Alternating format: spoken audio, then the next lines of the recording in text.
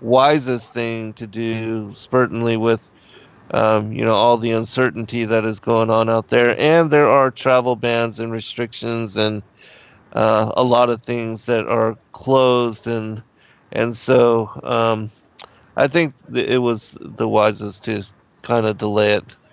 Yeah, yeah, definitely. Yeah, man, the world's gone crazy. I don't even know what to say about it. It's just like it's been so crazy around here. They're shutting down everything um, worldwide. you know, Right? Last week I was a lot more skeptical as to whether or not there actually is a virus. I still have my skepticism again. Like I said last time, this is normal cold and flu season. Although Right. the symptoms that this supposedly has, this dry cough thing, is different from what you would have typically with a typical cold or a flu. Certainly, anytime I've had either of those, it's much more of a wet, phlegmy cough.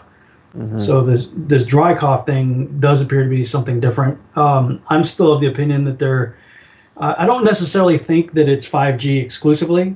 I think that 5G is certainly contributing to the weakening of people's immune systems and lungs and their ability to carry oxygen and all that kind of stuff. So I think that that's certainly a massive contributor to whatever's going on.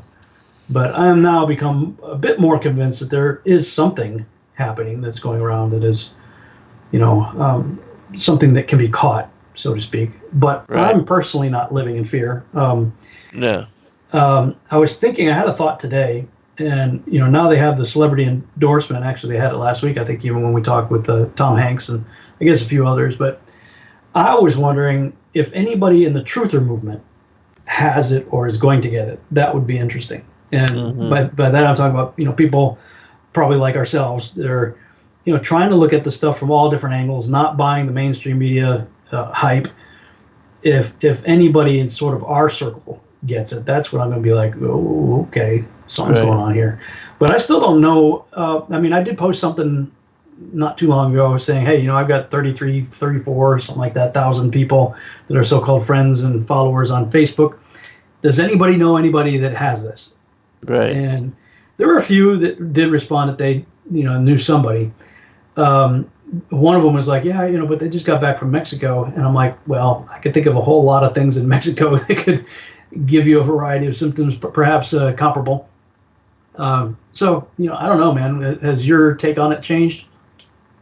Um, no, I still, again, with regard to myself, I don't know anybody personally affected.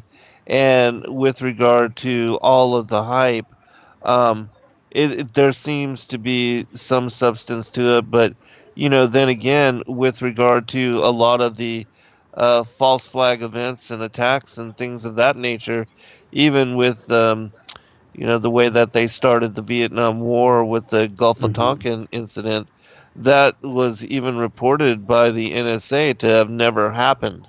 Mm-hmm. And so we really don't know for certain. There seems to be a lot of weirdness, especially with the 5G and how all that was initially released there in Wuhan on Halloween 2019. And then, there are a lot of reports, but certainly there seems to be some kind of weirdness associated with it because there is extreme fear and panic, and the Mm-hmm. governments of the world are certainly hyping it up as very serious. But then again, the whole thing with Orwell in 1984, and then the creation of an enemy that never even existed, and fighting wars that never even happened. I mean, who knows in this day and age, So Well, yeah, and that book, I forget the title of it, the Dean Koontz, the author, right. Hmm. wrote, I think it was like in the 80s or something. Anyway, it was quite some time ago. Wrote this book, and I guess one of the main plot points in it was the releasing of some kind of virus, and it just so happened to be called the Wuhan 400. Yeah, And right. and as I understand it, this whole thing started with 400 people allegedly, getting it in Wuhan, and it kind of spreading out. And I've seen the videos out there where they're showing the news reports and everything's 400, 400, 400, 400. So, there's definitely something going on behind the scenes. And I was talking with my friend Luke Isaac earlier today, and yeah, I'm gonna run this by you. I'd never heard this before. Well, actually, I'd heard of it, but I wasn't all that up on where the phrase comes from. But the Enochian Code. Are you familiar with that? The Enochian Code, no. Now, Mm-mm. the premise of that, in the context of the conversation I was having with him, was that you know the elite, the Luciferian elite, Freemasons and whatnot, they have to announce what they're going to do before they do it. Yes, And that's, I always explain that by Amos 3:7, I think is the address, if I remember correctly, where, God's speaking, he says, I don't do anything except I tell the prophets first right, what I'm going to do. right, And so my take on it, because, we've always known that they put it in plain, everything's, in plain sight kind of thing, that, if God himself, if Yahuwah himself has created a law that he has bound himself by, then it's a universal law that everybody's going to have to abide by, in the spirit realm. So that was my take on it, is that, because of that law, the fallen ones have to follow the same principle. They have to announce it before they do it.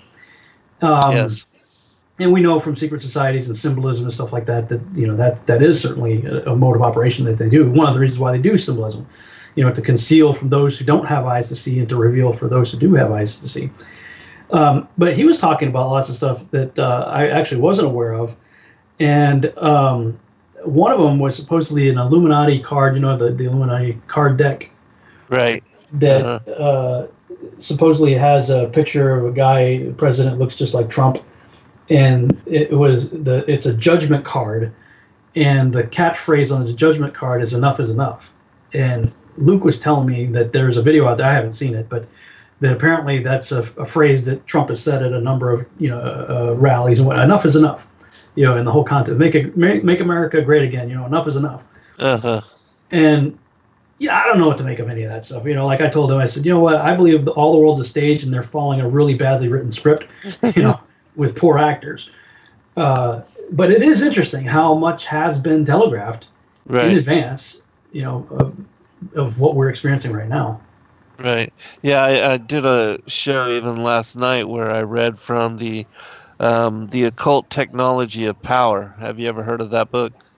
Mm-mm, no. It's a very quick read. It's very small, but it is a book that was written for the son of an industrialist who was part of the Illuminati bloodline and coming to power and assuming his role and position that his father had in this cabal. And he has several of these instructors, like Carol Quigley, who wrote the Tragedy and Hope, that kind of Illuminati play-by-play that a lot of the presidents and elites read and study from.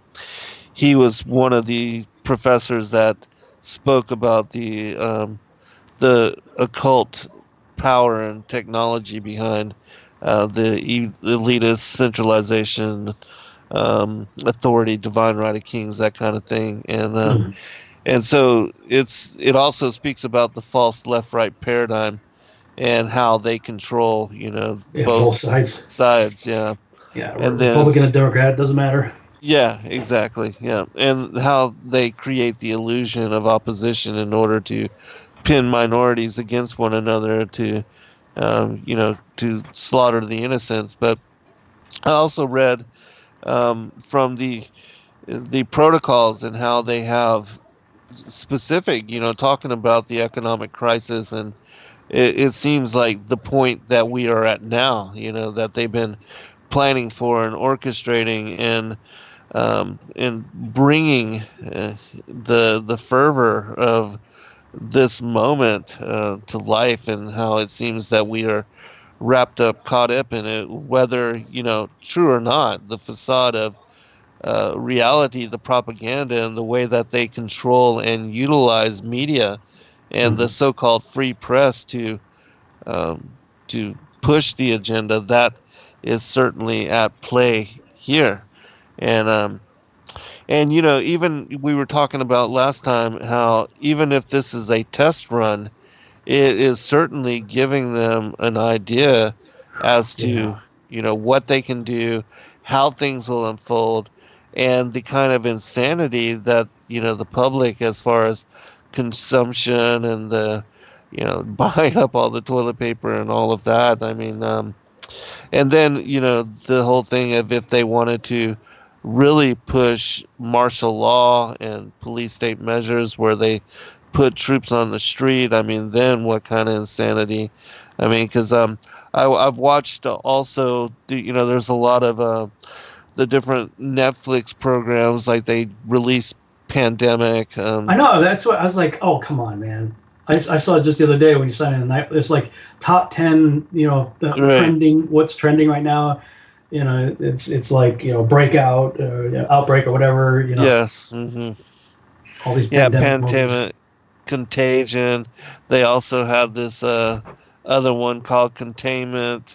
Hmm. Um, and it's interesting that those particular movies they speak about, the CDC as engineering, weaponizing Hmm. illness and disease, and then testing it, releasing it into the public, and how some of these they cordon off a whole area here in Atlanta, don't let anybody in or out.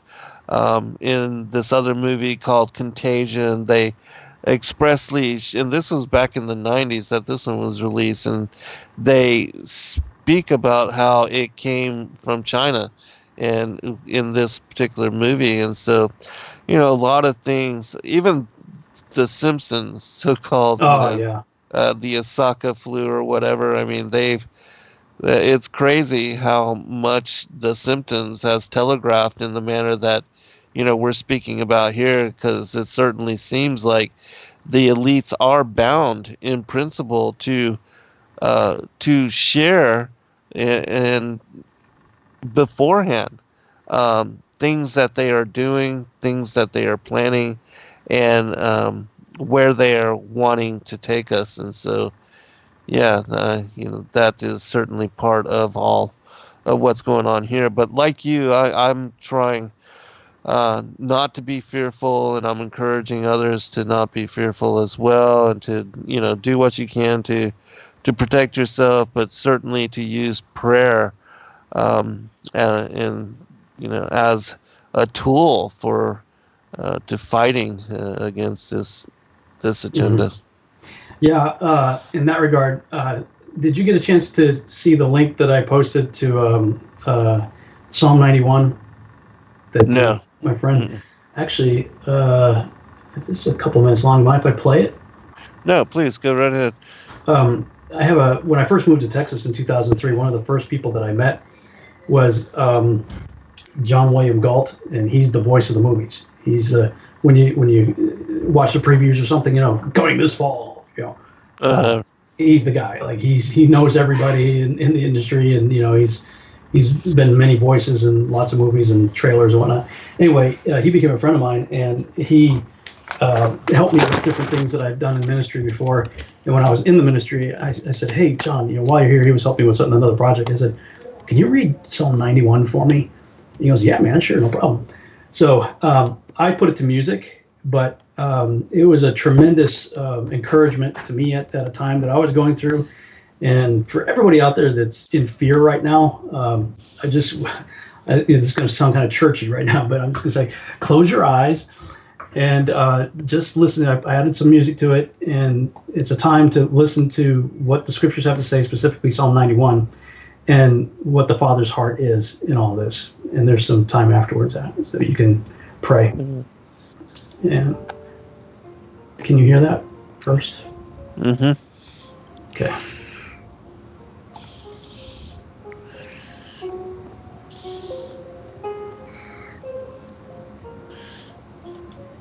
Do boost the volume if you can.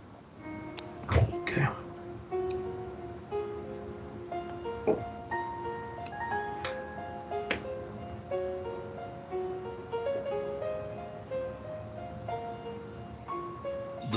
who live in the shelter of the Most High will find rest in the shadow of the Almighty. This I declare of the Lord. He alone is my refuge, my place of safety. He is my God, and I am trusting him. For he will rescue you from every trap and protect you from the fatal plague. He will shield you with his wings. He will shelter you with his feathers. His faithful promises are your armor and protection.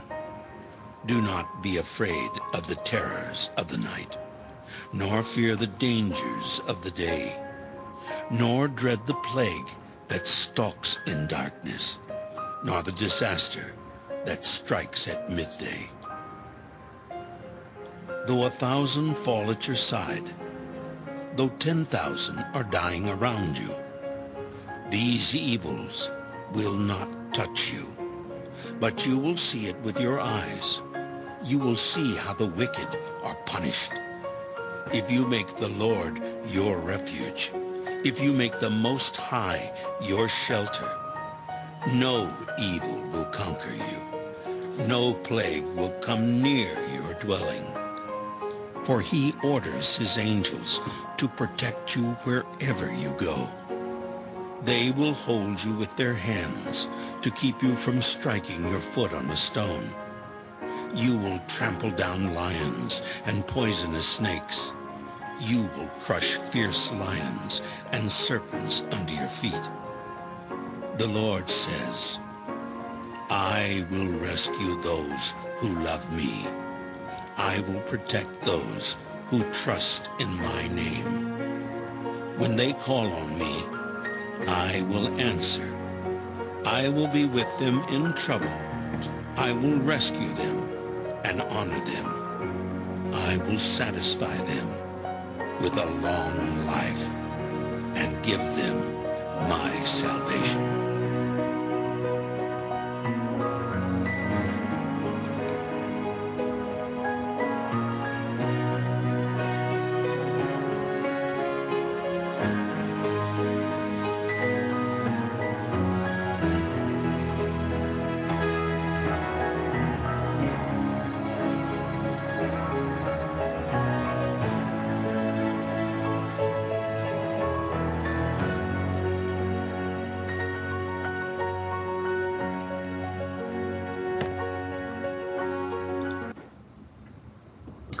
That was Yeah. excellent. Yeah, boy, it brings a tear to my eye every time I listen to it. Yeah, that was most excellent. That was perfect for this time and for what people are going through. And I definitely think that word of encouragement was, you know, the timing is so perfect and the words so perfect. So, yeah, thanks for sharing that. Yeah, amen. Hopefully, bless some people out there. It's that's what we got to remember. And I was talking to Luke, and he said that Rick Hummer said to him that just remember, God protected Daniel from the lions, not the lion's den. Right, right. And I'm like, Yes. oh, that's pretty deep when you when you think about Amen. that. I mean, he still had to go in the lion's den, but he was protected from the lions in the lion's den. And Right. that's been my premise too, ever since I came off of the preacher rapture page, was that people will try to use examples of Enoch or Noah or Lot and Sodom and Gomorrah and all that, and the Exodus as examples of rapture. I'm like, yeah, but in every single case, the bad guys got wiped out and the good guys stayed. Right. And Enoch's not a good example for rapture because he lived. He was there during the clash of the Titans. Right. And everything that went down, and he was part of the judgment that took place. And he was raptured after that judgment, 700 years before the flood. Hmm. So, and during the flood judgment, Noah and his family were rescued, but they were placed in an earthbound place of safety Yes. while the bad guys were wiped away. Lot Mhm. and his family were taken out and preserved in an earthbound place of safety while Sodom and Gomorrah were wiped out. The Israelites were preserved if they had the blood on their doorposts, from they experienced, 3 of the 10 plagues, but the worst of the worst, they were preserved in the midst of the tribulation, and Yes. then after the tribulation, they were escorted out. So, all those, I see precedents all over Scripture for preservation in time of tribulation Right. judgment. I don't know that this is a judgment. Some say that it is. I don't know. But regardless, the Psalm 91, it comes with prerequisites. If you will do this, I will do that. You know, Right. and we're both of the same mindset. Let's get on God's page. So we get the if then benefits. And it is interesting to me that all this is happening, just a few weeks away from Passover. Right. Exactly. Yeah, that is interesting. Today is the vernal equinox, the first day of spring. And as you said, the former patriarchs and prophets of old, they were preserved through. Um, it even reminds me of a story of a long time ago that I read this story about this woman that, like Susanna, was accused of being adulterous, but it was this guard who was trying to rape this particular woman, and he locked her into this tomb that was dark, and he was gonna open it the very next day and accuse her, of this adultery. And the Most High, the night before, an angel came to her and led her Mm. out of this particular tomb and took her out the back way, so that when he opened and was making these accusations against her, the lady was already out with the crowd, and his accusations were baseless, and she was not convicted in that manner. But the Most High will protect and preserve His own, and does so. And there's numerous stories of such. And so, yeah, I'm not one to be fearful of anything. I have faith in Him, and I know that He can do whatever He chooses, and He can preserve anybody through anything, even the worst of judgments and torrents, even the deluge of Noah's day, which He said, "Please, Lord, if you're gonna make me go through that again, I don't want to do that." Yeah, yeah. And somebody else posted on my Facebook, this story. It is kind of funny, actually, when you think about it. Like when Peter was, thrown in prison, and the saints got together and were praying for him. you Right, know, right. and then he's released, and then, the angel comes and releases him, whatever. He goes to the house and knocks on the door, and like, who is it? He's like, it's Peter. He's like, no, you can't be Peter. We're praying for Peter. He's in jail. And then like they didn't believe it was him at first. Like, Right, hey, go figure. Your prayers actually being answered. right. It's so funny. No, it can't be you. No, we're Yes. praying for him to get out of prison. Well, brother, did you want to say anything else about the coronavirus or any other updates or anything before uh, we move into the text? I know we got like 2 minutes before to go to break. Right. I'm just like anybody else out there. My flesh is weak at times, and in my flesh, I look at things like the bank account and say, Yes, yes. how are the bills going to get paid this month? Mhm. Especially for guys like us. Like we don't have a full time job. Content producing is our job, um, Right, and we rely on the good graces of other people. But if other people don't have jobs, they're not able to do much because they're busy trying to feed themselves. And so, right. I'm looking at the bank going, okay, there's going to be a problem here. Hmm. Um, but at the same time, I have numerous examples in my life that I can point to where He's carried us through situations that look completely hopeless. So, faith builds upon faith. So, anybody else out there in the same boat, you know what? He's got us covered.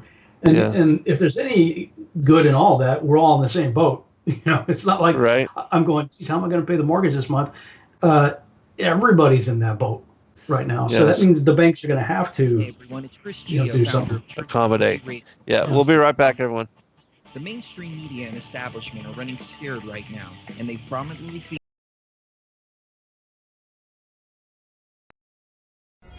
Every day, questions arise.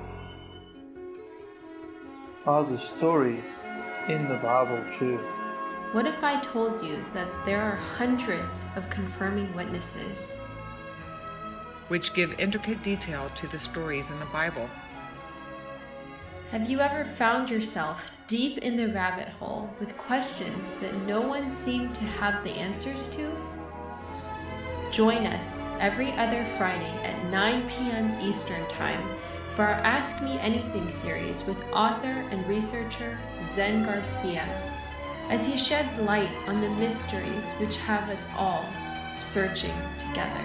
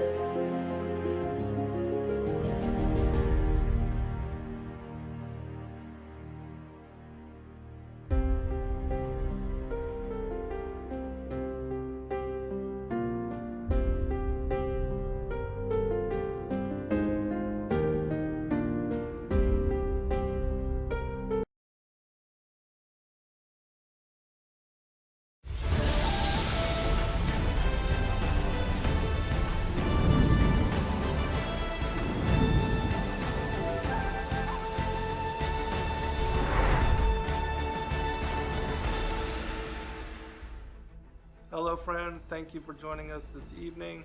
I'm your host, Zen Garcia.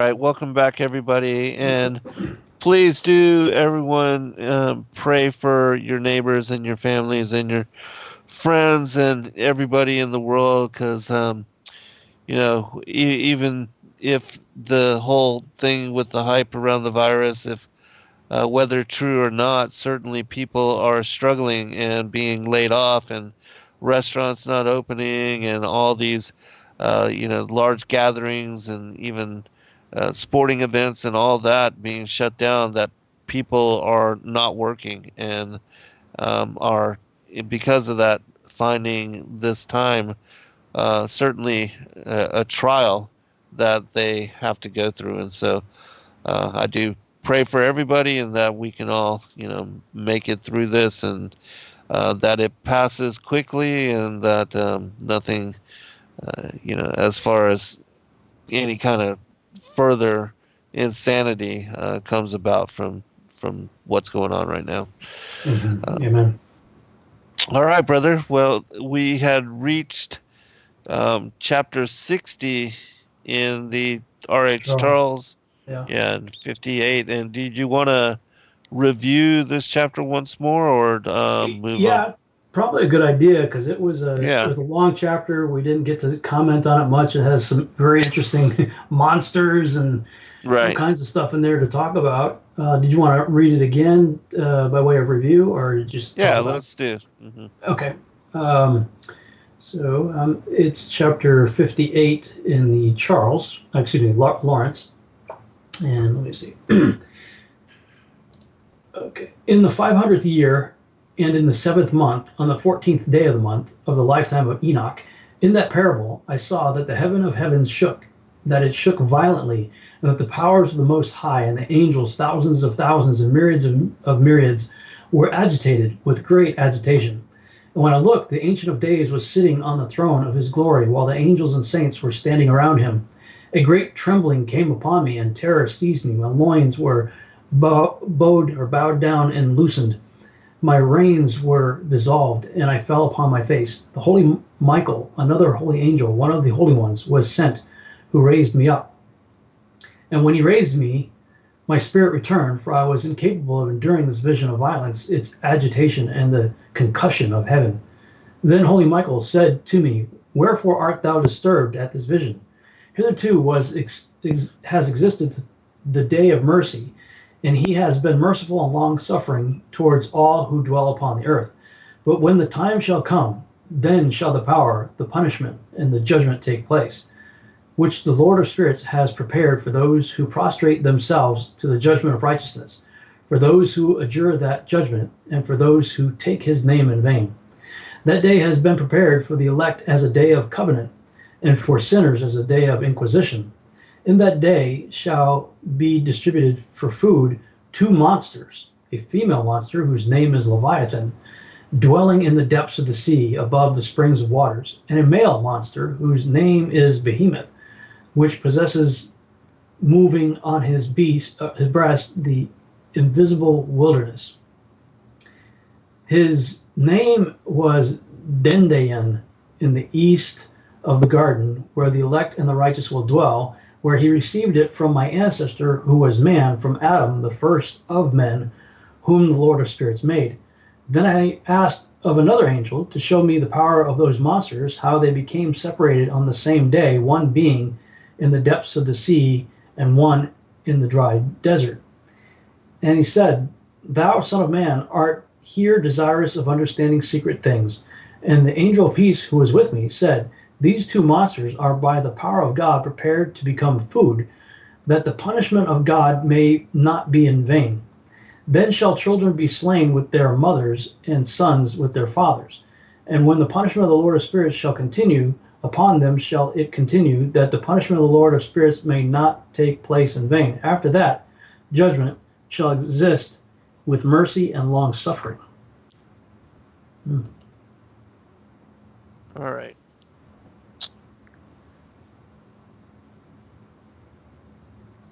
And this is 60. A fragment of the Book of Noah.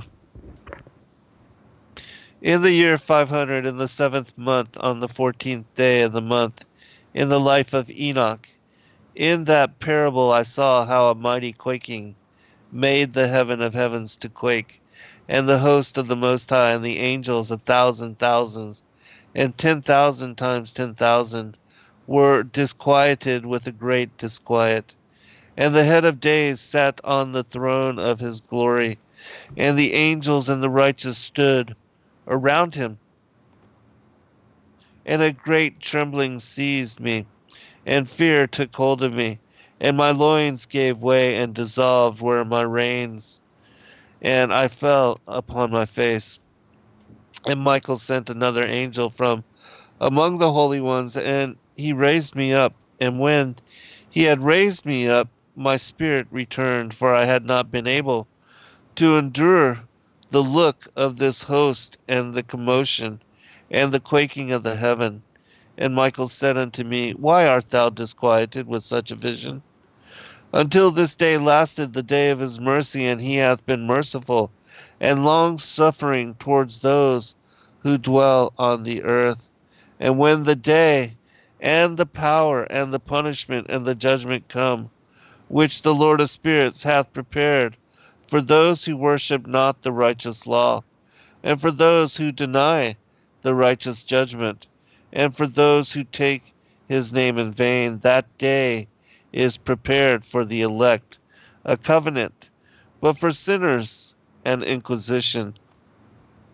When the punishment of the Lord of spirits shall rest upon them, it shall rest in order that the punishment of the Lord of spirits may not come in vain.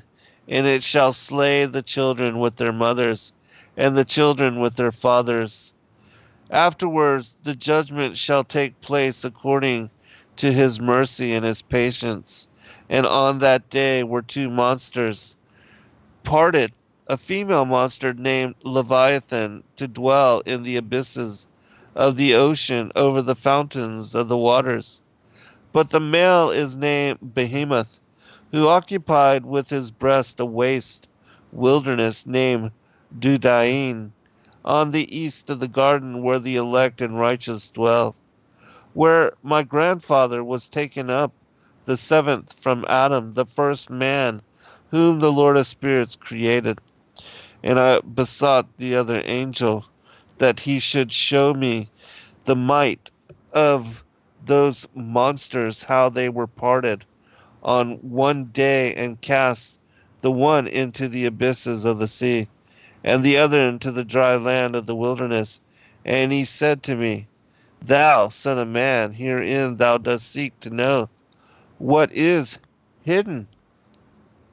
And the other angel who went with me and showed me what was hidden told me what is first and last in the heaven in the height, and beneath the earth in the depth, and at the ends of the heaven, and on the foundation of the heaven, and the chambers of the winds, and how the winds are divided, and how they are weighed, and how the portals of the winds are reckoned, each according to the power of the wind, the power of the lights of the moon, and according to the power that is fitting, and the divisions of the stars according to their names, and how all the divisions are divided, and the thunders according to the places where they fall, and all the divisions that are made among the lightnings, that it may lighten, and their hosts, that they may at once obey.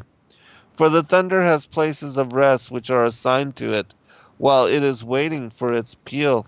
And the thunder and lightning are inseparable, and although not one and undivided, they both go together through the Spirit and separate not. For when the lightning lightens, the thunder utters its voice, and the Spirit enforces a pause during the peal, and divides equally between them, for the treasury of their peals is like the sand, and each one of them, as it peals, is held in with a bridle, and turned back by the power of the Spirit, and pitched forward according to the many quarters of the earth. And the spirit of the sea is masculine and strong, and according to the might of his strength he draws it back with the rain, and in like manner it is driven forward and disperses amid all the mountains of the earth. And the spirit of the hoarfrost is his own angel, and the spirit of hell is a good angel, and the spirit of the snow has forsaken his chambers on account of his strength. There is a special spirit therein, and that which ascends from it is like smoke, and its name is frost, and the spirit of the mist is not united with them in their chambers, but it has a special chamber, for its course is glorious both in light and in darkness, and in winter and in summer, and in its chamber is an angel. And the spirit of the dew has its dwelling at the ends of the heaven, and is connected with the chambers of the rain, and its course is in winter and summer, and its cloud and the clouds of the mist are connected, and the one gives to the other. And when the spirit of the rain goes forth from its chamber, the angels come and open the chamber, and lead it out, and when it is diffused over the whole earth, it unites with the water on the earth, and whensoever it unites with the water on the earth. For the waters are those who dwell on the earth, for they are nourishment for the earth from the Most High who is in heaven.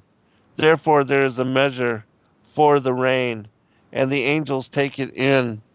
Therefore there is a measure for the rain, uh, and the angels take it in charge. And those things I saw towards the garden of the righteous, and the angel of peace, who was with me, said to me, these two monsters prepared comfortably to the greatness of God shall feed. And there's a, dot, dot, dot, because it's unfinished from that point. Well, that's bizarre. Well, I think we talked about this last week too. How Yeah, we did. there's a different arrangement, and Right. yours is a lot longer. I think Mhm. in the Lawrence 59 is where it gets into the some of the heavenly luminaries and all that kind of stuff. Right, and the And the rains and the divisions. hoarfrost and the elements and all that. Wow, lots going on. Going back to the beginning of that, where it said the 500th year of Enoch's life. Now, Scripture says that he was raptured, or it doesn't say raptured, but I mean he was taken up. Enoch was Right. not, for God took him at 365. So, although it is interesting in the book of Joshua, chapter 3, which we've covered before in previous broadcasts, says that there was a time when Enoch went back and forth for sometimes one day out of a week, or a few days out of the week, or a few weeks out of the month, until it got to the point where he was spending like 99% of the time with God and 1% among men. And basically God's like, yeah, okay, you're closer to my house than yours, why don't you just come home with me, kind of thing. Right. So I guess I always took it to be, in the Joshua narrative anyway, that was what preceded his exit at 365. Mm-hmm. Based the way I on what took it too. was in Genesis, and I would still take it that way, but I don't know what to make of the 500, especially since we always kind of assume, and I guess it is an assumption, that God's outside of time, so he's normal aging isn't going to be accounted in heaven as it is on earth. So, Right.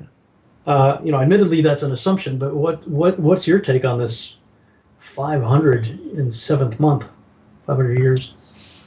Well, certainly I agree with you that we see in the narrative of Jasher about the life of Enoch that he was taken up in that 365th year. And then as far as, the 500 years, why would they keep account if he is no longer aging and no longer um, susceptible to, the physical laws that our bodies and the aging and the dying? Because certainly, if he were to continue in years, he would have already succumbed to death, because there was a 1,000-year limit according to the early patriarchs in their lifespan.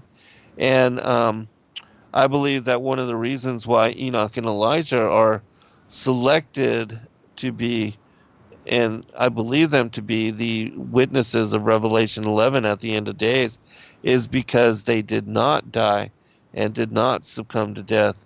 And one was married and the other wasn't. And so the distinction that is connected to them, that because of their being spared from death, that at the end of days they will be, according to the narrative, murdered by Antichrist and left in the streets of Jerusalem for 3.5 days before being resurrected, and then used as another testament against the Antichrist that he is the false Messiah, and that one of the things of their murder by him there in the streets is indicative of that, and is an indicator for those that are living in that time that indeed he is the false Christ.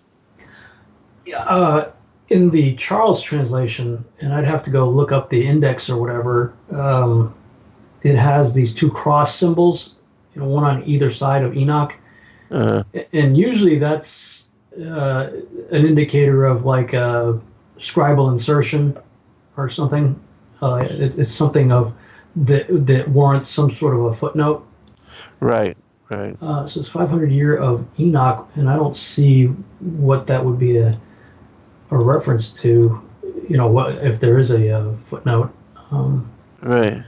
Yeah, it would be interesting to see if there is something. Lawrence doesn't have that. This is one of those I just don't have an answer for. Right. Right. 500th, unless we are to just say, well, maybe there is an accounting of time, in heaven, or at least for Enoch. Even though there's no aging.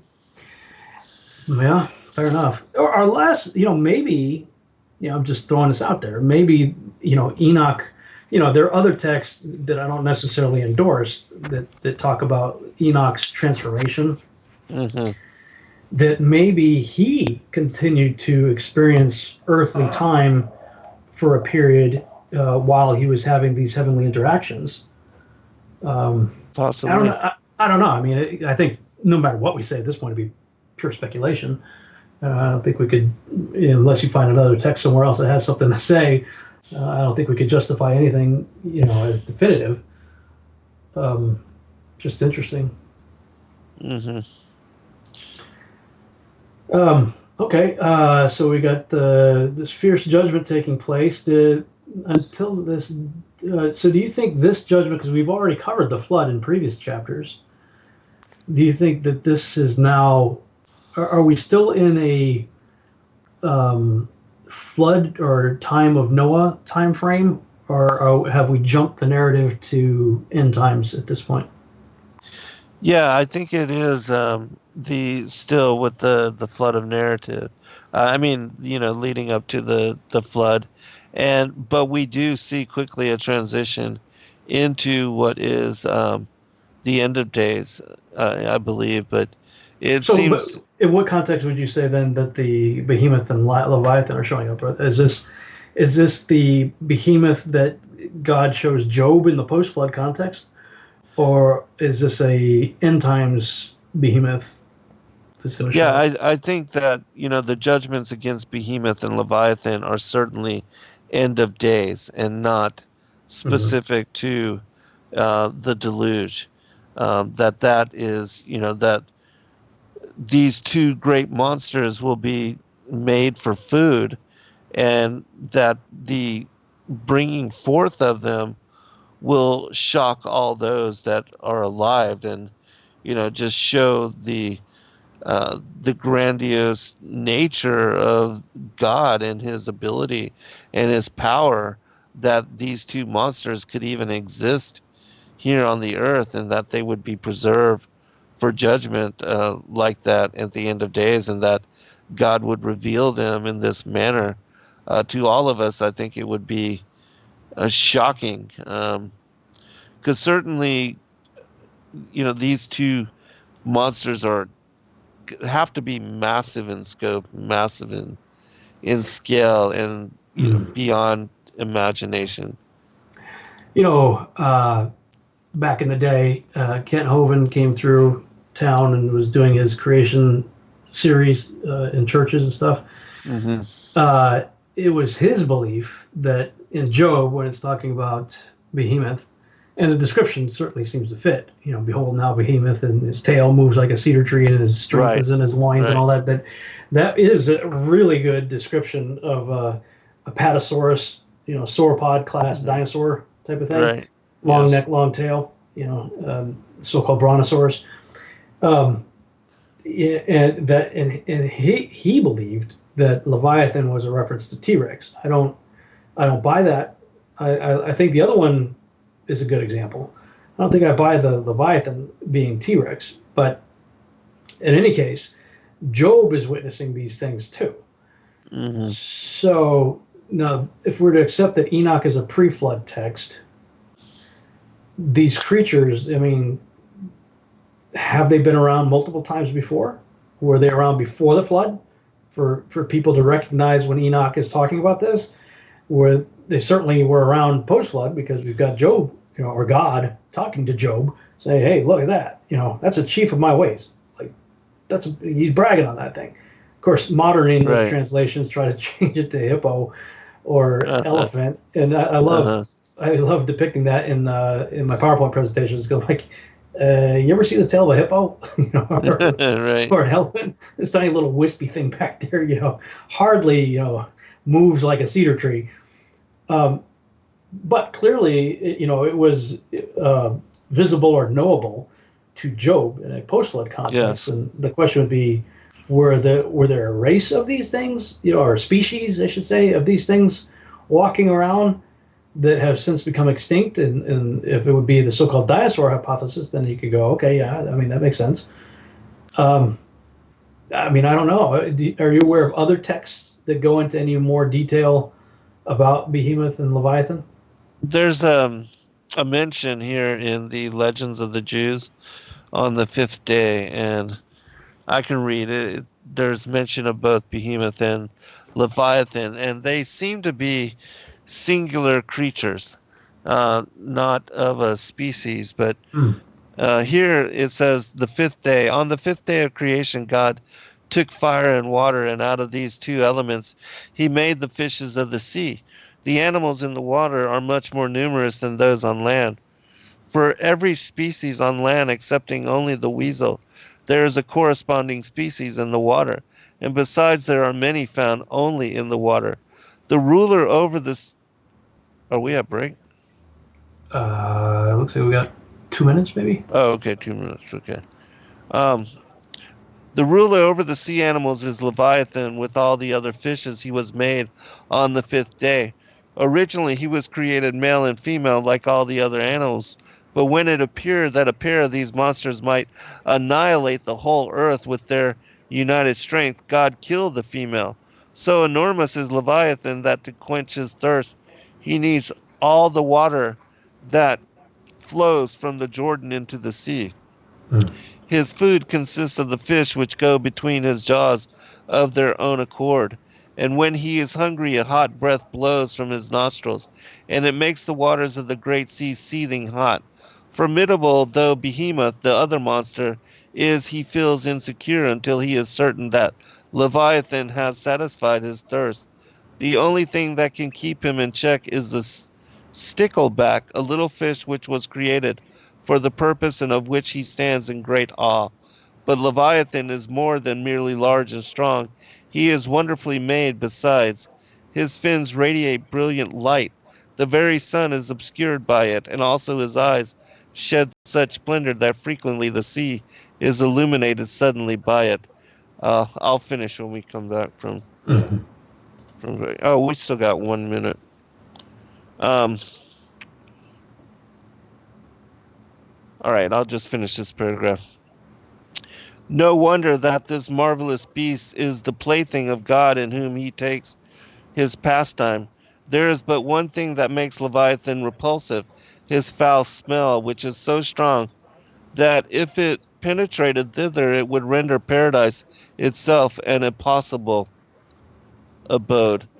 There's still another paragraph, so I'll read it when we come back from break. But there are other texts also that make mention of Leviathan and Behemoth, but one I think equates Leviathan with like Satan, but Mhm. yeah. All right, we will be right back, everyone. Every day, questions arise. Are the stories in the Bible true? What if I told you that there are hundreds of confirming witnesses? which give intricate detail to the stories in the Bible. Have you ever found yourself deep in the rabbit hole with questions that no one seemed to have the answers to? Join us every other Friday at 9 p.m. Eastern Time for our Ask Me Anything series with author and researcher Zen Garcia, as he sheds light on the mysteries which have us all searching together.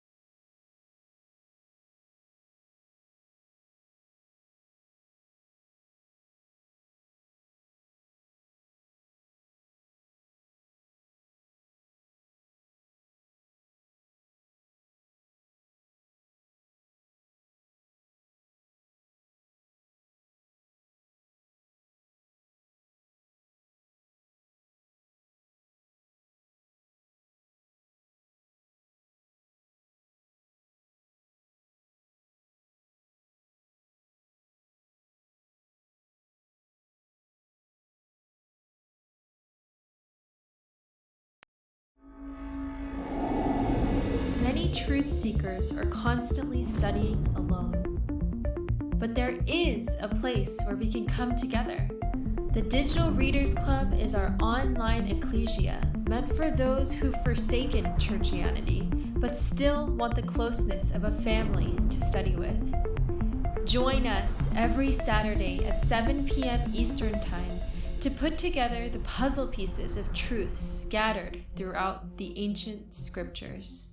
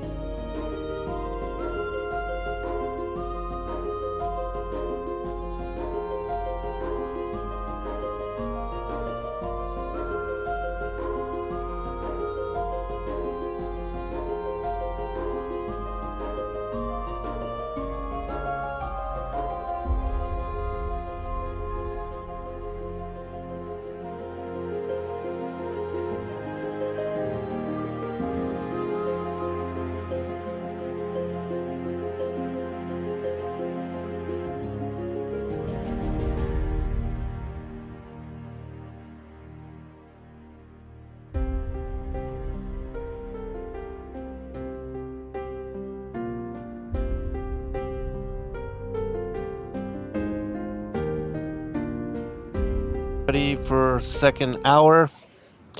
I'm your host, Zen Garcia. This is Secrets Revealed here on Truth Frequency Radio, and we are continuing our ongoing introspection of the Book of Enoch, looking through chapter 60 right now and speaking about the Leviathan and the Behemoth.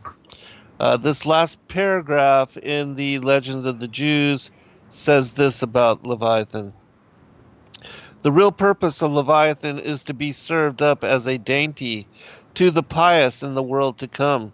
The female was put into brine as soon as she was killed to be preserved against the time when her flesh will be needed.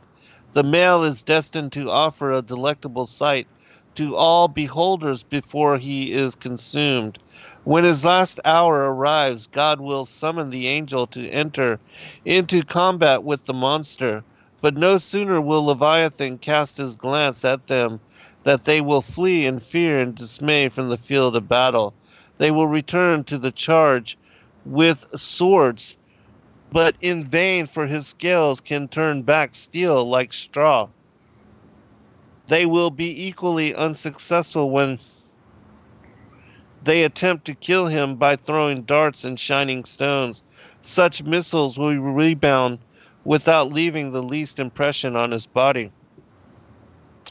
Disheartened, the angels will give up the combat, and God will command Leviathan and Behemoth to enter into a duel with each other. The issue will be that both will drop dead, Behemoth slaughtered by a blow of Leviathan's fins, and Leviathan killed by a lash of Behemoth's tail. From the skin of Leviathan, God will construct tents to shelter companies of the pious while they enjoy the dishes made of his flesh. The amount assigned to each of the pious will be in proportion to his deserts, and none will envy or begrudge the other his better share.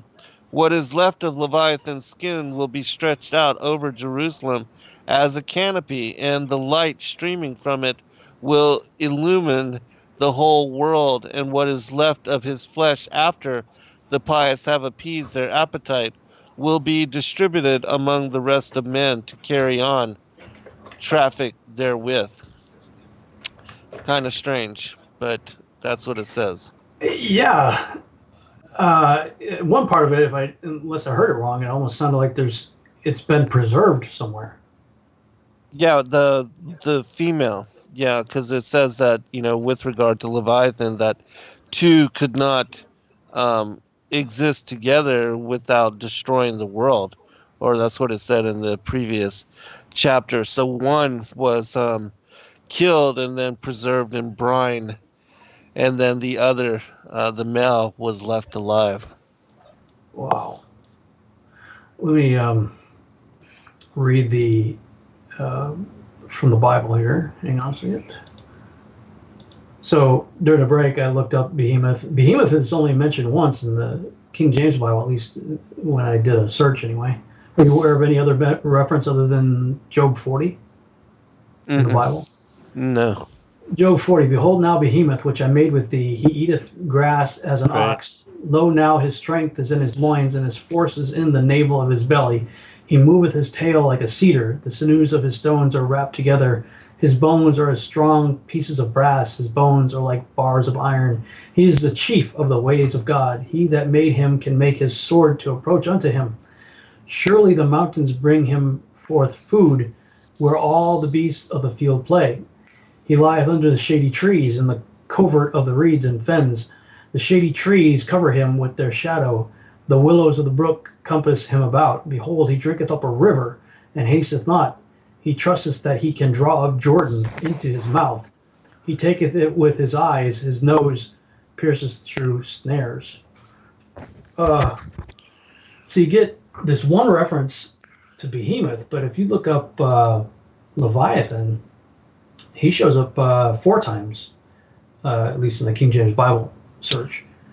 Job 41:1, canst thou draw out Leviathan with a hook, or his tongue with a cord, which thou lettest down? I'll read the rest of, there's only a few verses. Job 41, canst thou put a hook into his nose, or bore his jaw through with a thorn?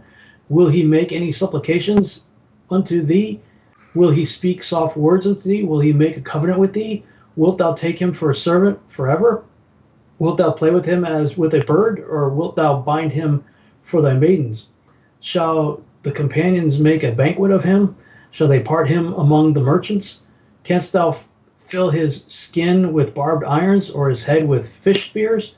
Lay thine hand upon him, remember the battle, do no more. Behold, the hope of him is in vain. Shall not one be cast down even at the sight of him? None is so fierce that dare stir him up. Who then is able to stand before me? Interesting, though, in the Job narrative, they're both males. As far as the creatures? Yeah. Right. Yeah, both are described with male personal pronouns. We don't get that in Enoch, though. We get a male and female, right? And in the was it the Legends of the Jews that you just read, or?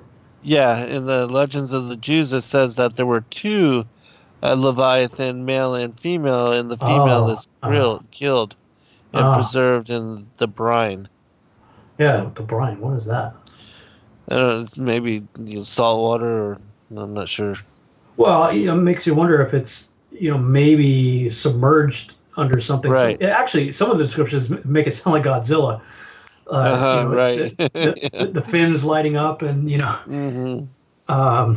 fire. When I don't picture T-Rex so much as I picture Godzilla when I'm listening to it. Right. It comes up in the Psalms twice. Psalm 74:14. Thou breakest the heads of Leviathan. So it's heads of Leviathan. So in that case, it sounds sort of like the Hydra. Right. Yeah. Or maybe even the 2, like the male and the female. If it's like individual. But it could be. heads, like multiple from one as Yeah. well. Yeah, I didn't think of it. If it's a male and female, and Leviathan is just a species name, Hmm. like the heads of a lion, or something. Lion this being Right. a whole A class of creature. animal. Yeah. Right. That might be a way to look at it. Psalm 104 is 26. There go the ships. There is that Leviathan whom thou hast made to play therein. In the context is the ocean. And Isaiah 27:1. In that day, the Lord with his sword and great strong sword shall punish Leviathan, the piercing serpent, even Leviathan, that crooked serpent, and he shall slay the dragon that is in the sea. Hmm. And I always took that one for like a reference to Satan in some manner, but Mm-hmm. Yeah, that's interesting. I was frantically trying to find it on Google Earth. I had to redo my whole computer system not too long ago, so I don't have all the bookmarks and stuff saved that I used to have. And I was trying to find what is the name of the current day name of Mount Sinai. It's like Jabal El something another. Are you familiar with that? The mm-mm. Jabal El Waz or something like that. I forget. There's the Arabic name for Mount Sinai Yeah, now right. that you can find on Google. Maybe during the next break I can see if I can find it. But if you're able to find Mount Sinai on Google Earth, the one that's in Saudi Arabia. Let me see if I can pull out here. If you're looking straight down on the mountain, to the right of that mountain, there's an area where you can easily imagine, roughly 2 million Israelites, camping out as Moses is up doing his thing, and there's even places where people have taken pictures of an altar that has inscriptions of like a golden calf and a bunch of stuff that goes directly tied to the Exodus. Right, right. So many people have looked at that and said this has to be the site. I mean, and it has Right. all of the, and even not too far away from that is a large rock that's split right down the middle, and there's evidence of massive erosion that came from that rock and eroded the area around it. So I mean, just lots of very interesting topography on that area. But if you're looking right down on top of Mount Sinai in that area, and then go to the west of it, in the valley out to the west of the mountain, there is, at least in the older versions of Google Earth, I know they update stuff a lot all the time, but in the older version of Google Earth, it looked very much like a very large, like huge serpent remains of some sort of a serpentine-like scaled creature, like the remains of it in the sand. Have you ever seen that? No, I haven't. Interesting. There's a lot of that kind of stuff, the guy from Mud Fossils, he does a lot of that. Yeah. Well, I mean, that's certainly an interesting aspect of the end times. Not many people talk about. Right. The return of the Behemoth and Leviathan, Mm-hmm. and that they're specifically there for food. So preserved for meal, which is interesting. But yeah. So much for the vegans and the vegetarians. Yeah, right. At least in the Book of Enoch, anyway. I mean, but this thing would have to be really big to feed as many people as it seems to indicate that it's going to. So then the Charles version spins off into all kinds of stuff about the luminaries and portals and stars and thunders and places and stuff like that. Anything you want to comment in that regard? Yeah, I think like in the Book of Jubilees, it speaks of these elements as being angels as well, that they are spirits, and in similarity to what we see of the stars as the celestial hosts, that the luminaries are also said to be angelic entities, celestial beings in some manner. And it's here we see that even the snow and the rain and the dew and those things, whether they are celestial themselves or just controlled by a certain spiritual entity. Certainly, the portals and their occurrence um, is ordained by intelligent capacity that God instructs when, the lightning and the rain and the dew and all these different things are supposed to come and to nourish the earth. And we see that the whole thing of, the way that condensation works with the rain being evaporated by the sun's light, and how even the storms and the winds and the pressure systems, the high and low pressure systems, they follow the movement of the sun as it does this dance back and forth between the Tropic Capricorn and the Tropic of Cancer. Like today, it is directly above the equator for the autumnal equinox, dividing the day equally into 11.999 hours, and same for night. And it spends this one day crossing the equator, and then also when it reaches the two extremes of the Tropic of Capricorn and the Tropic of Cancer for the longest day of summer and also a winter, that it takes a full day for it to reach this point and then to reverse course and begin moving back in the opposite direction. And so these kind of things, as we move into the book on the courses of the heavenly luminaries, they will become, as we decipher those chapters and examine the text within those particular chapters, this will become very clear. And so, like the Bible, that in Psalms 19, it dictates that it is the sun which is moving like the bridegroom, that, and it is not the earth. The earth is fixed, stationary, and unmoving.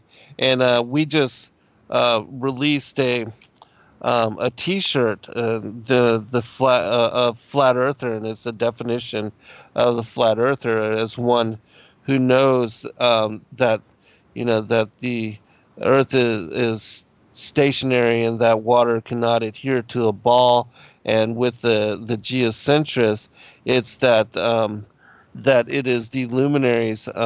That the Earth is motionless, and it is the luminaries which move in circle around Polaris and not the sun. And so, these kind of things are most certainly affirmed in the Book of Enoch. And yeah.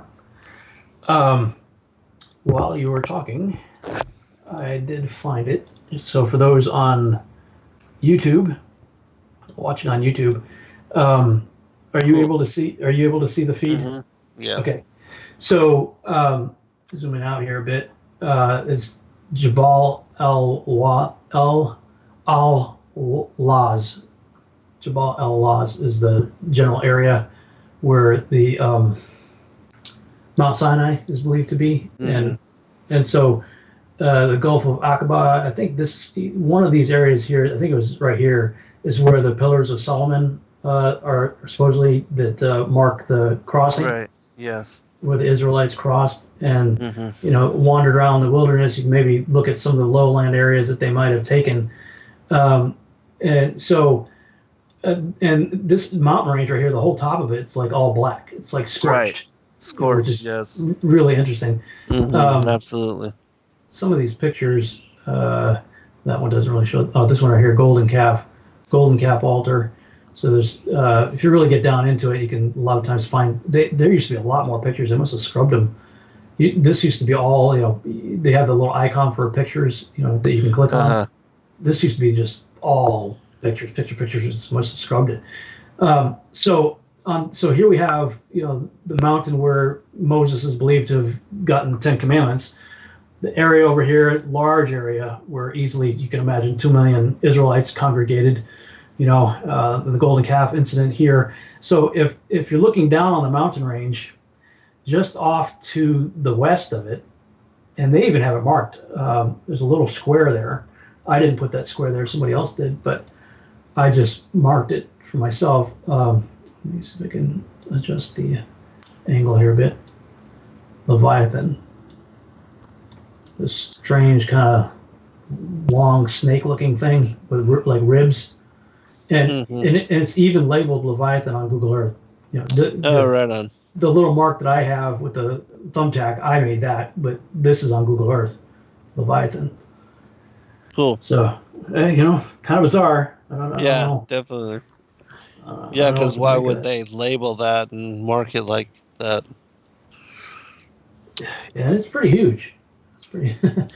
It reminds me, when I look at this, it reminds me of the scene in Star Wars when the droids first landed on Tatooine, and 3PO doesn't want to go with R2D2. He's like, go that way. It's much too rocky. I'm not going that way. And next thing you know, he's coming up over a dune, and there's this long skeletal, like, remains Right. of something. And he's like, oh, it's all his fault.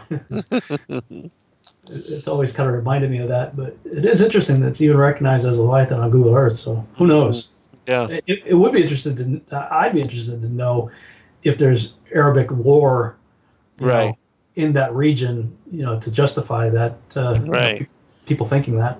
Yeah, because a lot of times there is that kind of thing, and that's why you find marked on maps or in different locations. The lore seems to attribute in some manner the reason for the names of the topography in those particular areas. Hmm. Somebody in the chat room said Zen has talked about the United States and the UK being these two monsters. Can you remind him to recap on that? The United States and the UK. Hmm. Yeah. Says, Um, I'm not certain as to what they might be talking about. Certainly, I did talk about the UK and the United States as being aspects of Mystery Babylon, mhm. and that the US would be the military arm, and then the UK, London, would be the financial arm, and then, the Vatican would be the spiritual, the religious aspect of the Mystery Babylon. But I'm not certain that I ever attributed them with being Leviathan and Behemoth. Hmm. Yeah.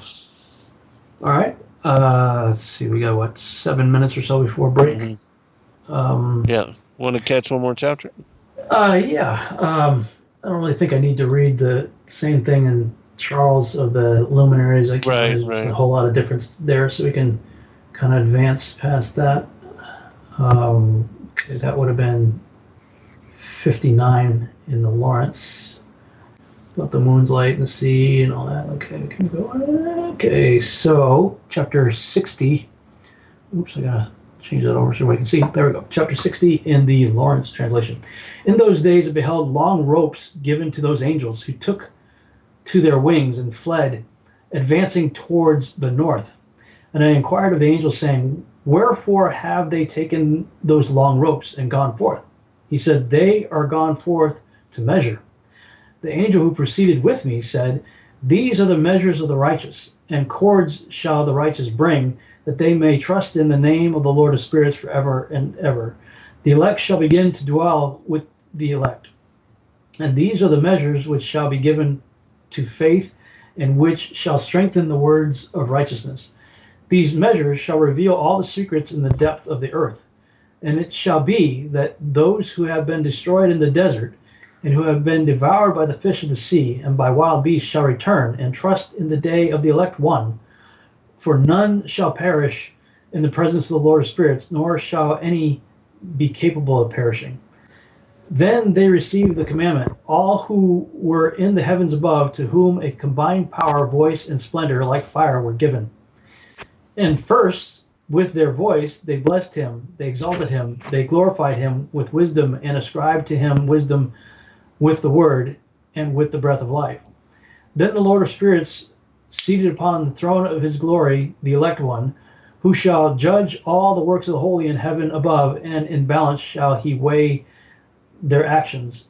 And when he shall lift up his countenance to judge their secret ways in the word of the name of the Lord of spirits, and their progress in the path of the righteous judgment of God Most High, they shall all speak with united voice, and bless, glorify, exalt, and praise in the name of the Lord of spirits.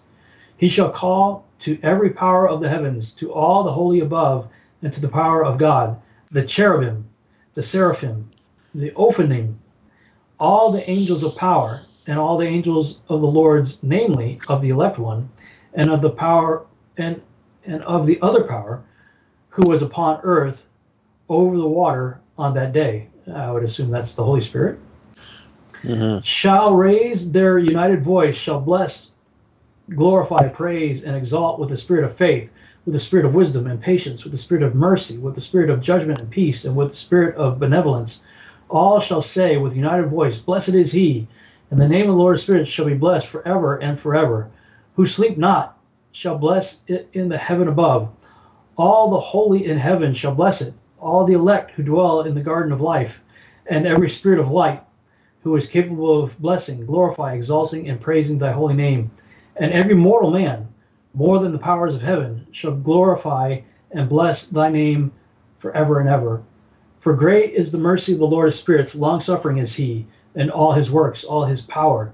Great as are the things which he has done, has he revealed to the saints and to the elect in the name of the Lord of spirits. Yeah, certainly. I think this is the end of days. When all the dead are Mm-hmm. raised up, and so we see the correlation of Revelation and many of the other texts that speak about the end of days. That this is in line with that. So Yeah. So that's 60 in mine. That would be, where is that in you? 61? hmm yep, 61, and I'll read just a little bit There you got a before couple we go to minutes. break. Yep. And I saw in those days how long cords were given to those angels, and they took to themselves wings and flew, and they went towards the north. And I asked the angel, saying unto him, Why have those angels taken these cords and gone off? And he said unto me, They have gone to measure. And the angel who went with me said unto me, These shall bring the measures of the righteous, and the ropes of the righteous to the righteous, that they may stay themselves on the name of the Lord of spirits forever and ever. The elect shall begin to dwell with the elect, and those are the measures which shall be given to faith, and which shall strengthen righteousness. And these measures shall reveal all the secrets of the depths of the earth, and those who have been destroyed by the desert, and those who have been devoured by the beast, and those who have been devoured by the fish of the sea, that they may return and stay themselves on the day of the elect one. For none shall be destroyed before the Lord of spirits, and none can be destroyed.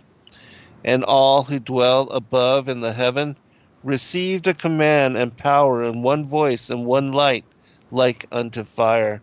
And that one, with their first words, they blessed and extolled and lauded with wisdom. And they were wise in utterance and in the spirit of life. And the Lord of spirits placed the elect one on the throne of glory, and he shall judge all the works of the holy above in the heaven, and in the balance shall their deeds be weighed. And when he shall lift up his countenance to judge their secret ways according to the word of the name of the Lord of spirits. And Oh, all right, we'll pick it up on the other side. We'll be right back for final segment, everyone. Every day, questions arise. Are the stories in the Bible true? What if I told you that there are hundreds of confirming witnesses? which give intricate detail to the stories in the Bible. Have you ever found yourself deep in the rabbit hole with questions that no one seemed to have the answers to?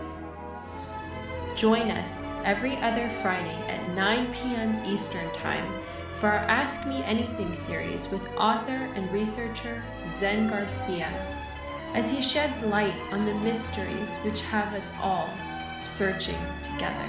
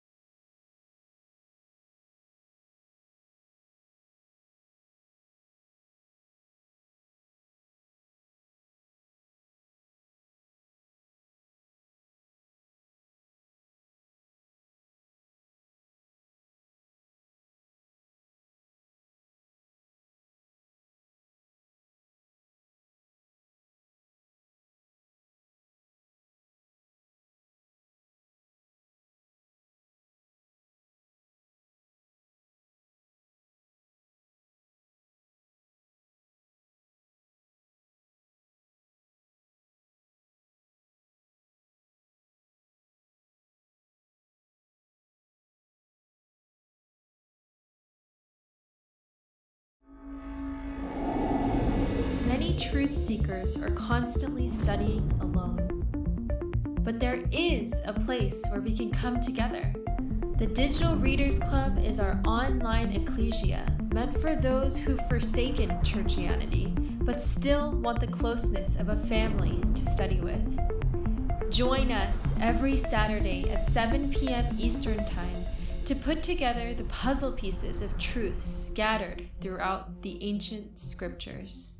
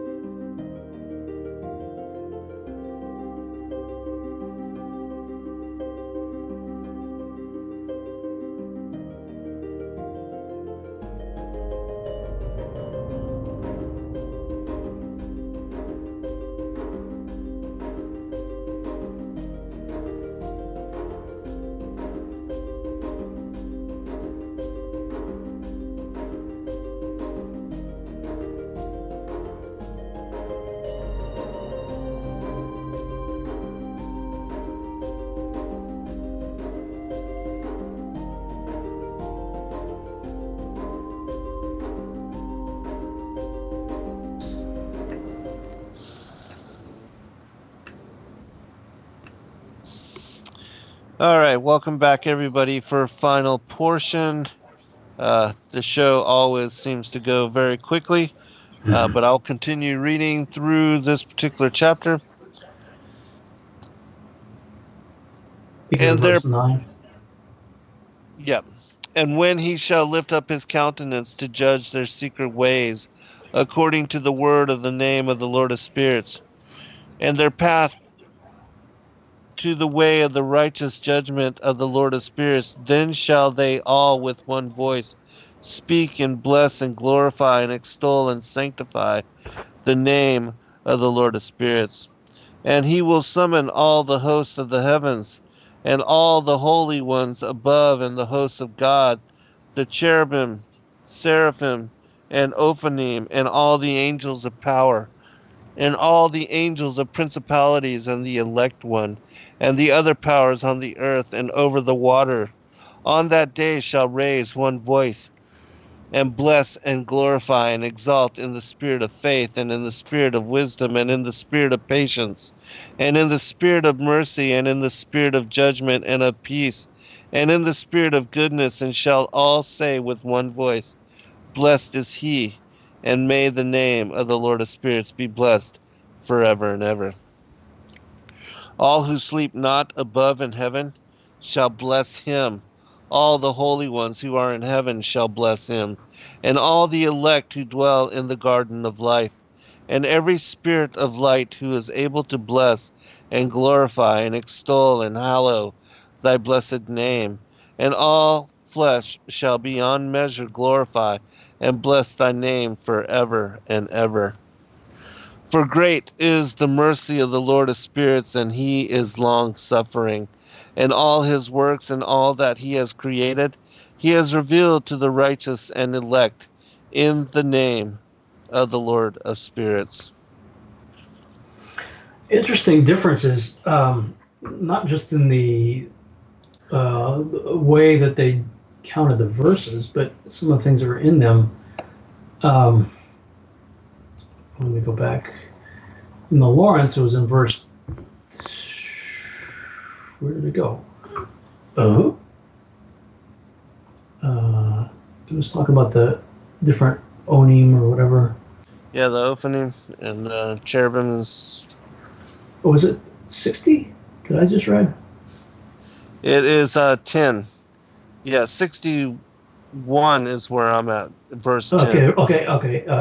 So, verse in the Lawrence translation, it's in 60, and the verse number is 13. He shall call to every power of the heavens, to all the holy above, and to the power of God, the cherubim, the seraphim, and ophanim. Um, I'm not sure. Maybe, I can't think of any references. Is the ophanim mentioned in the canonized text? I know cherubim are and seraphim are. I'm not I familiar of I any do reference in the believe. canonized text. I'm not positive, but I believe so. Um, I know that they're mentioned somewhere. I read so many texts I can't It's probably all attribute blended it. for you. Yeah, right. If it's in the canonical material or not, but So it didn't show up on Bible Hub, at least not by the Lawrence spelling. Let me try it with the Charles spelling because it does spell it differently. On BibleHub.com, no, it doesn't show up in either one. So at least not by either of those spellings. I'm not familiar with that particular class. I'm familiar, certainly, of the descriptions that were given in the canonical text for the cherubim and the seraphim. Are you aware of a description anywhere for the opening? yes, but I can't exactly place where that description would be. Oh, come on, man! You don't have it off the top of your head. Right? Yeah, exactly. Oh, man. I can't work under these conditions. I'm out of here. Right. I'm trying to remember, but I believe they are like a type of a vehicle in some manner. Um, Let me do a quick search on that. Then let me see. yeah, it says in the Wikipedia wheels, and that's what I was wondering if it was in um, Ezekiel if it was mentioned, but Oh, wheels. Yeah. Maybe yeah, that's a Hebrew word. Maybe it actually is in the Hebrew. Well, you got Merkaba, yes, the Merkaba. Merkaba. Yeah, that's right. Yeah. Um, Ophanim. Also, Gagalim, spheres, wheels, whirlwinds. Hmm. Refer. Okay, so the Ophanim. This is on Wikipedia. Refer to the wheels seen in Ezekiel's vision of the chariot, the Merkaba.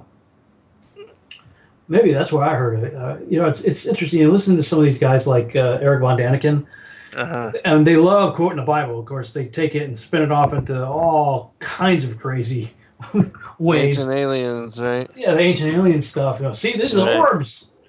Maybe that's Right. where I've heard it. Cause I'm pretty sure that they probably Mm-hmm. really because they love Ezekiel, especially von Daniken. He's like all Right. over his. I don't know if you've ever heard his take on it, but wow, I'm like, dude, seriously.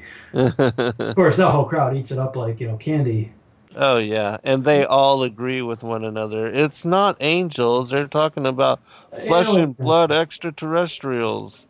Yeah. No, it says the first book of Enoch, chapter 71, verse 7. It looks like 71.7 seems to imply that the Ophanim are equated to the thrones in Christianity when it lists them all together. Mm. So the idea is that the thrones are on wheels. Uh-huh. So these must be the wheels within the wheels with all the eyes and Right. all that kind of stuff. I take that particular passage and what Ezekiel is describing. It to me is connected to what we see in the time-lapse photography. The star trails over the course of an evening as they move around Polaris, because they are wheels within wheels, because you see the circles within the circles within the circles within the circles. And so that to me is God showing Ezekiel the movement of the celestials and the hosts over the course of the evening and how they are circling around Polaris in the same manner that we have now all come to understand that the luminaries are moving in circle around Polaris and not that of the sun. And the wheels within the wheels would be equated to what we see in that time-lapse photography, this circles within circles within circles, in my opinion, anyways. Mm-hmm. Well, I mean, circles, wheels, yeah. Mm-hmm. Maybe there's something to it. Yeah. So this is verse 10 in the Charles. It's 13 in the Lawrence. The cherubic, seraphim, ophanim, and all the angels of power So maybe these might be the archangels, and all the angels of principalities and the elect one. And in the Charles it says, and other powers on the earth and over the water. But in the Lawrence it says all the angels of power and all the angels of the Lords, namely the elect one, and of the other power, capital P, who was upon earth over the water on that day. So in the Lawrence one, it certainly appears to be, where we look in Genesis, in the Spirit of God moved upon the face of the waters. Right. That it seems to be specifically naming out the Holy Spirit here. Right. As a power. That's interesting. There's a lot going on in that verse. Mm-hmm. And then, how we equate that all the luminaries and the celestials, as far as the seraphim, cherubim, and all them, that they are encircling the throne of God. Mm-hmm. That there are verses that also describe that, because we see in the same manner of, the wheels within the wheels and the movements, that exact thing is happening as well. That, they are all surrounding and bowing down, because it is my belief that his throne is within the center of the right above Polaris, that his throne is in the center, and everything, all the luminaries are in humbled worship before him, and all bowed before him, and all moving in circle around him, and that that would also explain what we see with regard to all that. Yeah. We're almost back in sync. You are going to be in chapter 62 next. I'm going to be in chapter 61. Let me see how long this one is. It's 18 verses. Yeah, we got time. Yeah, let's do it. Okay. Lawrence chapter 61. Thus the Lord commanded the kings, the princes, the exalted, and those who dwell on earth, saying, open your eyes and lift up your horns, if you are capable of comprehending the elect one. Man, I really wonder what these other people think. The Dave Murphys of the world. People who love the Book of Enoch, but who's this elect one? Uh-huh.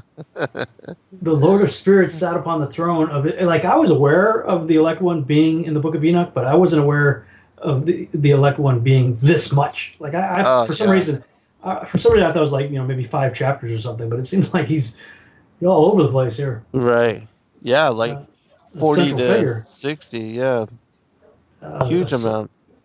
Yeah. Son of Man and elect one. Right. Son of Man was what I seem to remember in my previous readings of the Book of Enoch standing out more, but now it's the elect one that I see standing out more. The Lord of Spirits sat upon the throne of his glory. The Spirit of righteousness was poured out over him. The word of his mouth shall destroy all the sinners and all the ungodly who shall perish at his presence. In that day shall all the kings, the princes, the exalted, and those who possess the earth stand up, behold, and perceive that he is sitting on the throne of his glory, that before him the saints shall be judged in righteousness, and that nothing shall be spoken before him shall be spoken in vain. Trouble shall come upon them as upon a woman in travail, whose labor is severe when her child comes to the mouth of the womb, and she finds it difficult to bring forth. One portion of them shall look upon another. They shall be astounded and shall humble their countenance. And trouble shall seize them when they shall behold the Son of Woman sitting upon the throne of his glory. Then shall the kings and the princes and all who possess the earth glorify him who has dominion over all things, him who was concealed, for from the beginning the Son of Man existed in secret, whom the Most High preserved in the presence of his power and revealed to the elect. I feel a Facebook post coming on. Right? Yeah, exactly. He shall sow the congregation of the saints and of the elect, and all the elect shall stand before him in that day. And the kings, the princes, the exalted, and those who rule over the earth shall fall down on their faces before him and worship him. They shall fix their hopes on this Son of Man, shall pray to him and petition him for mercy. Then shall the Lord of spirits hasten to expel them from his presence. Their faces shall be full of confusion, and their faces shall darkness cover. The angels shall take them to punishment, that vengeance may be inflicted on those who have oppressed his children and his elect, and they shall become an example to the saints and to his elect. Through them shall these be made joyful, for the anger of the Lord of spirits shall rest upon them. Then the sword of the Spirit of the Lord, then the sword of the Lord of spirits, shall be drunk with their blood. But the saints and elect shall be safe in that day, nor the face of the sinners and the ungodly shall they thenceforth forwards behold. The Lord of spirits shall remain over them, and this Son of Man shall they dwell, and with the Son of Man shall they dwell, eat, lie down, and rise up forever and ever. The saints and the elect have arisen from the earth, have left off to depress their countenances, and have been clothed with the garment of life. That garment of life is with the Lord of spirits, in whose presence your garment shall not wax old, nor shall your glory diminish. Awesome. Okay, yeah, definitely. Facebook post, Son of Man, the elect on you. I feel it coming on, man. All right, 62. And thus the Lord commanded the kings and the mighty, and the exalted, and those who dwell on the earth, and said, open your eyes and lift up your horns if you are able to recognize the elect one. And the Lord of spirits seated him on the throne of his glory, and the spirit of righteousness was poured out upon him. And the word of his mouth slays all the sinners, and all the unrighteous are destroyed from before his face. And there shall stand up in that day all the kings and the mighty, and the exalted, and those who hold the earth. And they shall see and recognize how he sits on the throne of his glory. And righteousness is judged before him, and no lying word is spoken before him. Then shall pain come upon them as on a woman in travail, and she has pain in bringing forth, when her child enters the mouth of the womb, and she has pain in bringing forth. And one portion of them shall look on the other, and they shall be terrified, and they shall be downcast of countenance, and pain shall seize them, when they see that Son of Man sitting on the throne of his glory. And the kings and the mighty and all who possess the earth shall bless and glorify and extol him who rules over all, who was hidden for from the beginning. The Son of Man was hidden, and the Most High preserved him in the presence of his might, and revealed him to the elect. And the congregation of the elect and holy shall be sown, and all the elect shall stand before him on that day. And all the kings and the mighty and the exalted and those who rule the earth shall fall down before him on their faces, and worship and set their hope upon that Son of Man, and petition him and supplicate for mercy at his hands. Nevertheless, that Lord of spirits will so press them that they shall hastily go forth from his presence, and their faces shall be filled with shame, and the darkness grow deeper on their faces.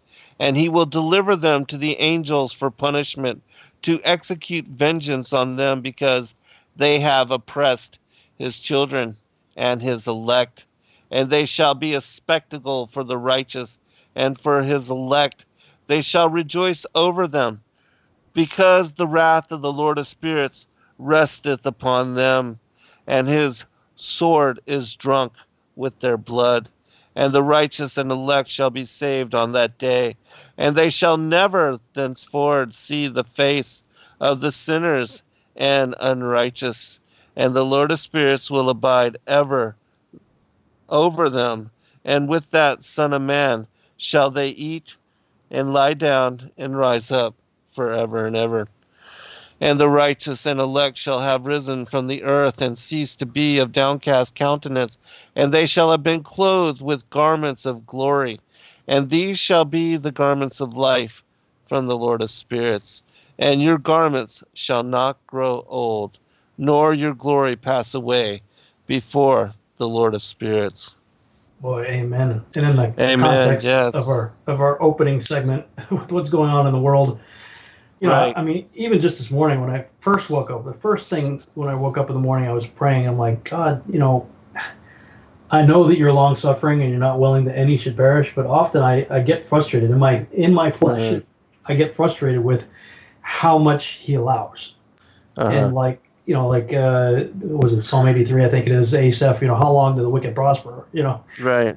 Like, when are you going to stand up and do something about all this? Yes. You know, Yes. I Right. mean, I find myself, and I feel apologetic because I don't want to be angry with God, Right. but in my flesh, and I believe we could be honest with God. He knows it anyway. It's not like he Oh doesn't yeah. know. He doesn't like you. It's like he doesn't know it's not like he doesn't know what you're thinking. Right. So I'm just like, what, God, I'm already thinking, so I'm just gonna say it. What's the deal? Why? And I get frustrated because there's so many innocent that are perishing at the hand of the wicked. And I Yes. was talking to some friend of mine last night, and he was just talking about the staggering number of children that go missing every day. Yes. Mm-hmm. And I mean, I forget what it was, but it was like, it's shocking. Yeah. And the horrors that these poor kids are having to go through for satanic ritual abuse and stuff like that. And you wonder what's going on. We only got 5 minutes left, 6 minutes in the show. I don't want to open up a can of worms on the Q thing, but I'm kind of I'm kind of watching the whole Q thing at arm's length. Like I'm aware of it. I get bits and pieces of it here and there, at least enough to know sort of what's going on, the gist of it anyway. I remain skeptical about it.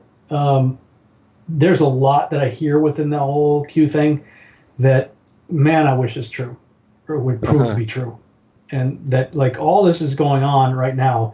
And meanwhile, what we're seeing in the news, but meanwhile, behind the scenes, hundreds or thousands of indictments and sealed envelopes and the swamp being drained, and we're going to come out much better on the other side of all this. And I mean, there's a lot of really good positive stuff. You think, okay, of course, it does make Trump out like he's some kind of massive savior and all this. But even in that scenario, I would remind people that he's just a tool. Yes, right. Some people think that he's a Cyrus that God put in place, and he's going to use him regardless. He's a flawed man like anybody else, and there may be truth to that. Maybe so. I mean, I can't imagine where we would be if some of the other psychopaths got into office instead. Yeah, no doubt. Right. Or do in the future. But I would caution people against creating an idol here. Right. And if this white hat stuff is true, then maybe we'll start to see some justice here on this earth. And that was my prayer this morning. I'm like, God, Father, please set the captives free and punish the wicked that are hurting the innocent. That was so heavy on my heart this morning. And then here we are reading this. It's like, okay. Right. And just like I told you in the story, when I was praying the same thing, jogging that day, and I'm jogging and waiting out in the woods in the nature preserve, and it's a judgment day is coming. I love that. Right. What? Yeah. I pray, that some of this happens. Certainly, some friends of mine believe heavily that all this is behind the scenes. I personally am skeptical, but I do pray that I would love to see justice being fulfilled in some manner, and them getting what they deserve, and that the children are protected, as far as all this pedophile rings and all that that's going on. But I know without a doubt that the Son of Man will in that day bring justice to everyone, just as it is stated in this particular text, and that all the kings then will be brought to their just deserves. And if it in some manner happens, before, in some little way, that all, that's bonus, and I'm all for it. But certainly I know that when he returns, and when every knee shall bow and every tongue confess, that certainly then they will receive what they reap. Yeah, I watched this episode of Seals. I don't know if you've ever seen that show. It's on CBS Access. It's about Navy SEALs. Yeah, I have seen it actually. I haven't seen a lot of it, but yeah, I know what you're talking about. It's it's a hour-long dramatic series. It's not like a documentary, but it's a dramatic series. But in the episode that I watched, they were dealing with Mexican cartels, and they're trying to get to this one like kingpin. He's like the untouchable bad guy, and they got the second in command, and the second in command got shot, and the Jason, the head of the SEALs, he's overseeing the mission, and they only had one pack of blood among the team, and he said to give it to this guy to help keep this guy alive because they need to get information out of him. And the team's like, but if any of us get hit, he's like, give it to him. If we don't get him, this is all for nothing. We got to take this guy down. Yeah. Anyway, the guy starts, declining. I mean, he was going to die anyway, and he's Catholic, and they're holed up in a Catholic church, and one of the other guys got killed, and the priest, as he was dying, ministered last rites. I don't believe in any of that, but the Catholics do, and that's a big deal to them. Get the last rites. Right. So this other guy's watching as the police officer or the other Marine is getting the last rites, and he's like, priest, can you give me the last rites? And the SEAL team guy's like, no, you're not getting last rites. You tell me if you want the priest. You tell me, because he wouldn't give up the name. It was just interesting watching this guy, how his life is fading away, and he's willing to hold on. All he has to do is give a last deathbed confession, right. And he can get what he wants, is last rites, which is, in their belief system, that's what's going to get you to heaven. Right, that's what's going to save him. Yeah, he's literally making the decision like he's going to burn in hell for not giving up this name, and at the very end, he gives up the name, but right before he can get last rites, he dies. And so, I'm looking at that guy like, wow, what a picture right there. Right. In that one episode, just, man, that some people, eternity's a long time, man, Right. Hey, brother, it was a blessing and always a pleasure. Likewise. Thanks, everybody. Be blessed all. Shalom. Good night.